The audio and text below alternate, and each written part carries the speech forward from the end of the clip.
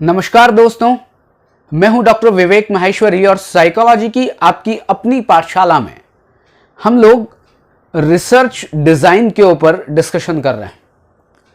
अभी कल के वीडियो में हमने प्री एक्सपेरिमेंटल डिज़ाइन, अगर आपको ध्यान हो तो दो तरह की रिसर्च डिज़ाइन होती है, एक होती है एक्सपेरिमेंटल डिज़ाइन और एक होती है नॉन एक्सपेरिमेंटल रिसर्च डिज़ाइन।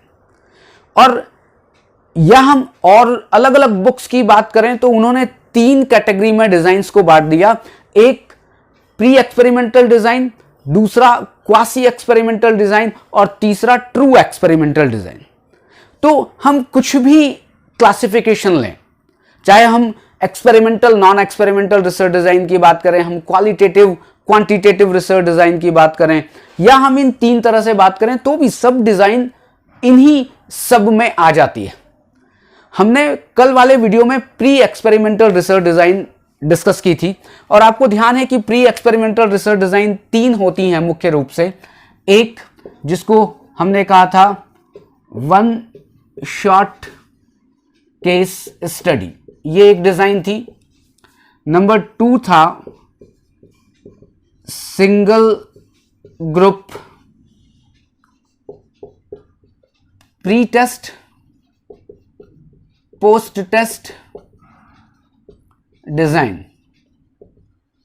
और नंबर 3 जो था वो था स्टैटिक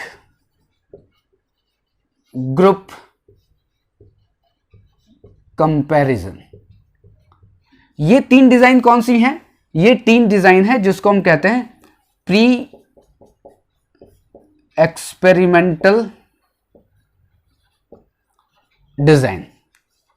इनके बारे में हम बात कर चुके हैं। और प्री एक्सपेरिमेंटल डिजाइन जो ये तीन है, ये सबसे वीकेस्ट डिजाइन है।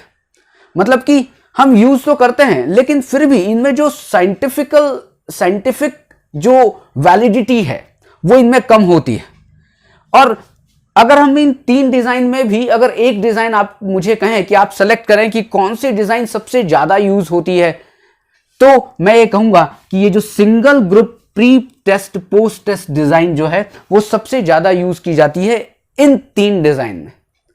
और आपने सुना होगा pre test post test design, मतलब कि एक ग्रुप पर आपने पहले प्री टेस्ट कर लिया और बाद में पोस्ट टेस्ट कर लिया और दोनों प्री टेस्ट का और पोस्ट टेस्ट का आपने कंपैरिजन कर लिया। यही है single group pre test post test design. लेकिन आज हम इनकी बात वापस नहीं करने वाले हैं। हम लोग बात करने वाले हैं जो बहुत ही एक फेमस टर्मिनोलॉजी है रिसर्च में और जिसे कहते हैं क्वासी एक्सपेरिमेंटल रिसर्च डिजाइन। आपने सबने सुना होगा, लेकिन कभी कभी ये जो शब्द है ना, ये बड़ा अजीब सा लगता है कि अरे क्वासी एक्सपेरिमेंटल का मीनिंग क्या है, कि प्रायोगिक कल्प शोध डिजाइन, ये है क्या? तो फिर यहां पर बहुत ही सिंपल सी एक बात है कि जब भी कुछ ऐसी सिचुएशन होती है कि एक रिसर्चर क्या करता है, रिसर्चर बाह्य चरों को नियंत्रित करने की कोशिश करता है।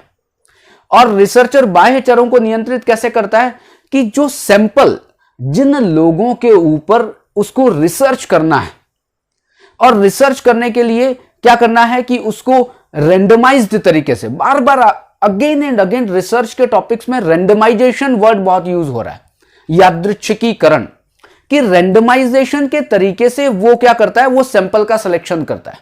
अगर आपको मैं एक क्लू दूं तो रेंडमाइजेशन का तरीका क्या है? Lottery method.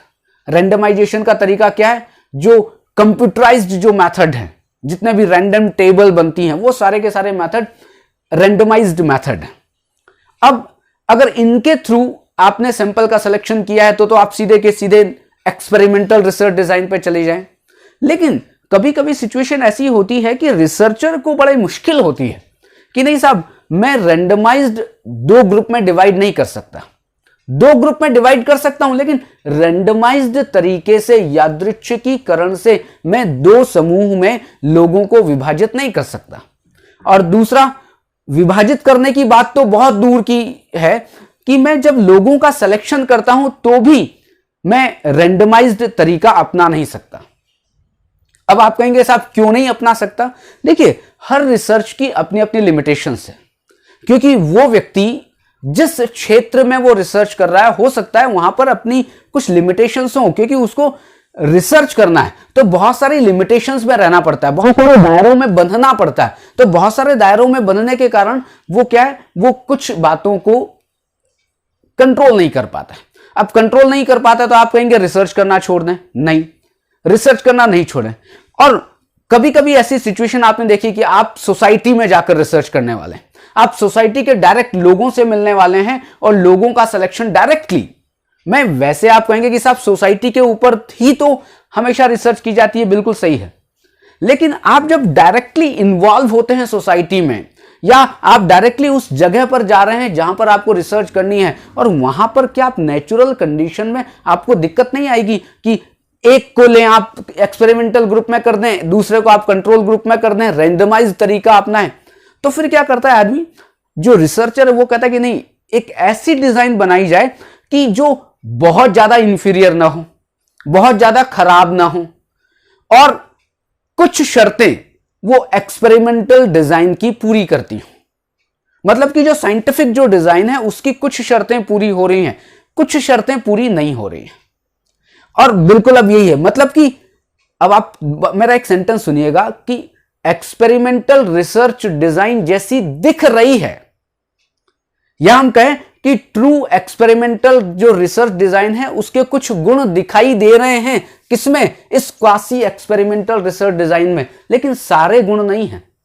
और सारे गुण क्या नहीं है, सारे गुण का सबसे बड़ा जो गुण है वो क्या है, रैंडमाइजेशन, ये नहीं है। और जब रैंडमाइजेशन नहीं है तो फिर क्या होगा, हम बहुत सारी चीजों को कंट्रोल नहीं कर पाते हैं, हमें कुछ एक्सटर्नल वेरिएबल हमारे रिसर्च को प्रभावित करते हैं, लेकिन वो हमारी मजबूरी है। हम जितनी कंट्रोल करने की कोशिश कर रहे हैं, लेकिन फिर भी सारी की सारी चीजों को कंट्रोल नहीं कर पाते हैं।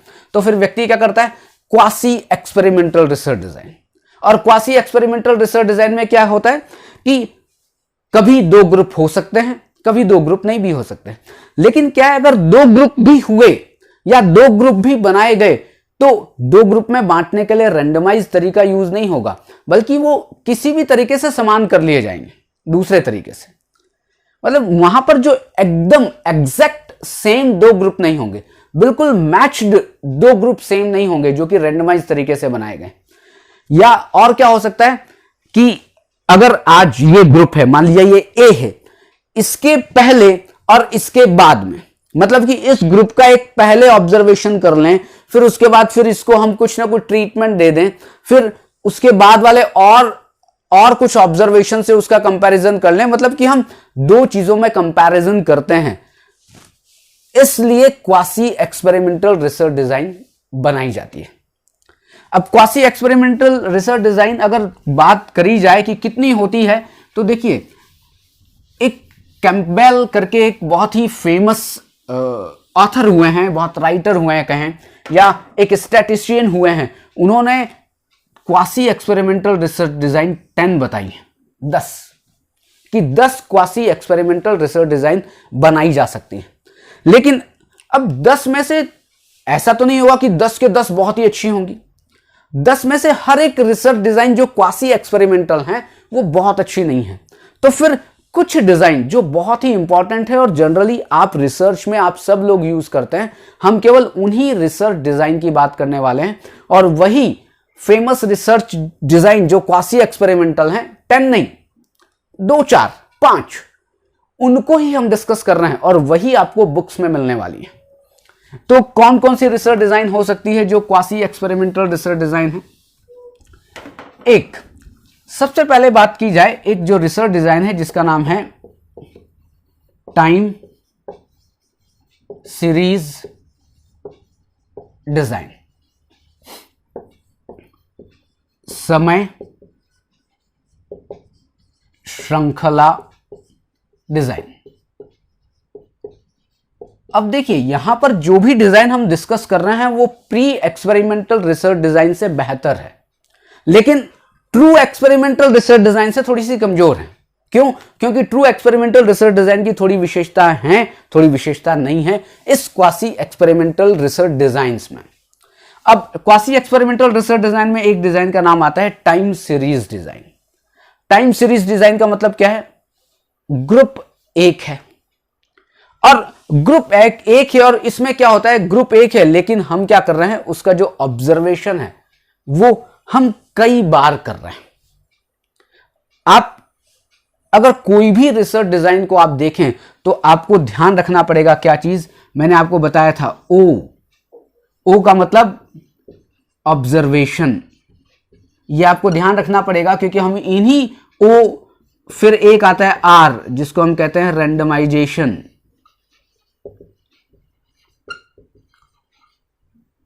फिर एक आता है एक्स जिसको हम कहते हैं ट्रीटमेंट या आईवी या आप ट्रेनिंग, जो भी आप कहना चाहें। अब इनको आपको ध्यान रखना पड़ेगा, ओ आर एक्स। और एक मैंने एक चीज और बताई थी, आपको ध्यान होगा, डैश्ड लाइन, जो टूटी फूटी रेखा होती है, कल हमने बात की थी टूटी फूटी रेखा, क्योंकि हम क्या करने वाले हैं, हम कुछ सिंबल्स में बात करने वाले हैं इस टाइम सीरीज डिजाइन या जो भी आगे की जो डिजाइन है उनको समझने के लिए। अब मैं बात कर रहा हूं, सीधा सीधा आता हूं, इनको मिटा देता हूं, ओ आर एक्स और ये जो डैश लाइन को आप एक बार देख लीजिए इसको ठीक ढंग से। अब टाइम सीरीज डिजाइन में क्या हो रहा है, देखिए टाइम सीरीज डिजाइन में ग्रुप एक है लेकिन उस ग्रुप में पहले उसने टाइम इंटरवल पर, डिफरेंट टाइम इंटरवल पर टेस्टिंग की, उसके बाद उसने एक्स दिया, मतलब कि इंटरवेंशन दिया, और उसके बाद फिर इंटरवेंशन देने के बाद फिर से 2-3-4 बार उसने ऑब्जर्वेशन कर लिया। आप इसको अब देख के समझेंगे।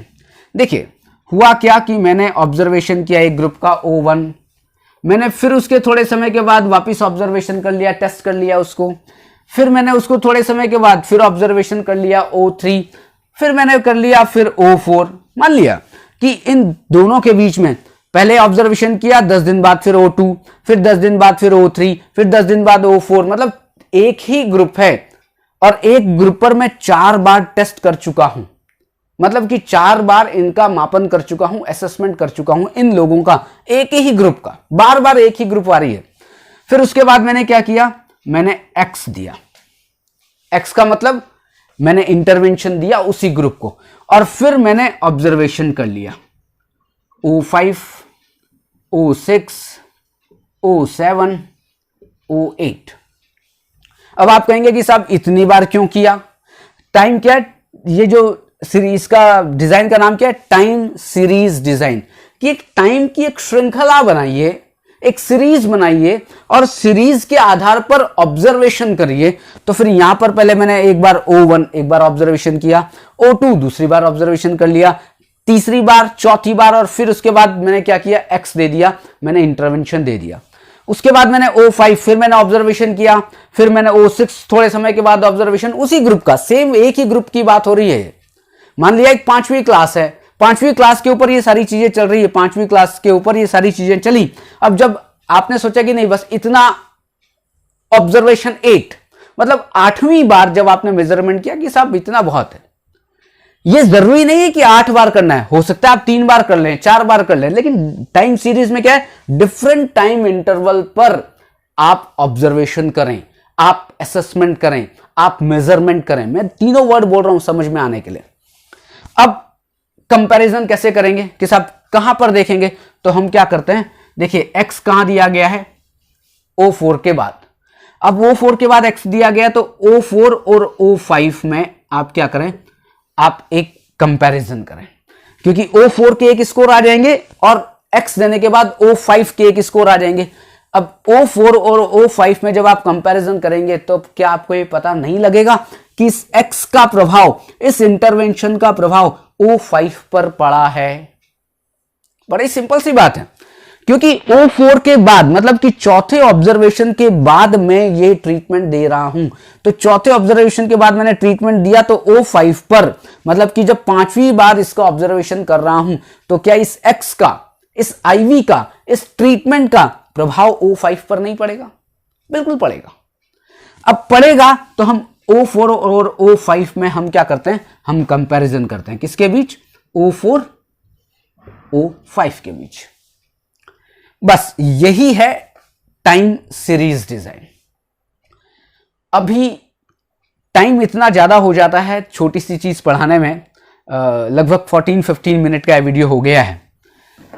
ओके, अभी हम आज के लिए इतना ही करते हैं, लेकिन इस क्वासी एक्सपेरिमेंटल रिसर्च डिज़ाइन की और कल फिर एक वीडियो बनाते हैं और उसमें समझते हैं आगे की जो भी रिसर्च डिज़ाइन को। ओके, आप आज इसका मतलब कि आज क्वासी एक्सपेरिमेंटल डिज़ाइन में केवल एक ही डिज़ाइन की बात हुई है, टाइम सीरीज डिज़ाइन की। आज केवल इतना करते हैं, कल फिर मिलेंगे, क्योंकि वीडियो बहुत ज़्यादा लंबी हो जाती है तो सुनने में, देखने में, समझने में थोड़ी सी दिक्कत आती है। Okay, thank you very much.